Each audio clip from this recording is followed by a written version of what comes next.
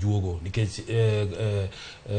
sheria wacho ni kimedo juogo nyaka tere parliament ma jo parliament nyaka puodhi mawacho ni koro wamedo juogo jo piny wamedo ushuru onge sirikal mar Kenya Kwanza pok omedo ushuru mantie en ushuru machon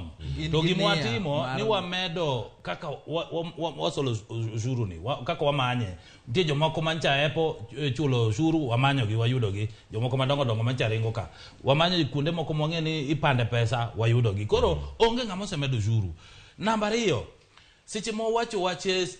stima okinyal blame Kenya Kwanza nikech stima seche ma cost mar fuel ni malo bech fuel ni malo bech stima nyaka bed malo ting'eni magi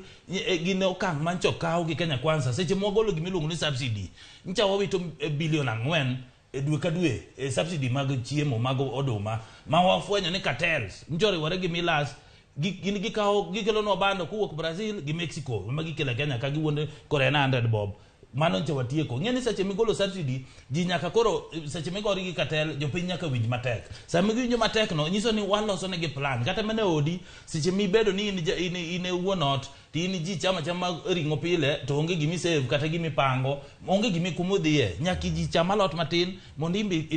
ilos kaka nyithindi dhi losore mbele ka. Namba 2, fuel subsidy no awito billion 26 billion mano billion 26 dwe ka dwe mano cartel ne dhi ufuko ma cartel wacho ni mano wan sani koro fuel kaka nyo osekel fuel e Kenya ka idhi use Kenya shillings mondo koro odwok dollar pin but ka dwok equation mipenja weche mar uchumi ing'eni Ruto kano ka otelo ne nigi plan mar loso uchumi mar Kenya to plan ni wayudo Kenya kamarach ing'eni nyaka jopiny ng'e ni to wawuok kanye to wadhi kanye ki compare government mar Kibaki gi government mar Uhuru Kenyatta. Kibaki kano kao government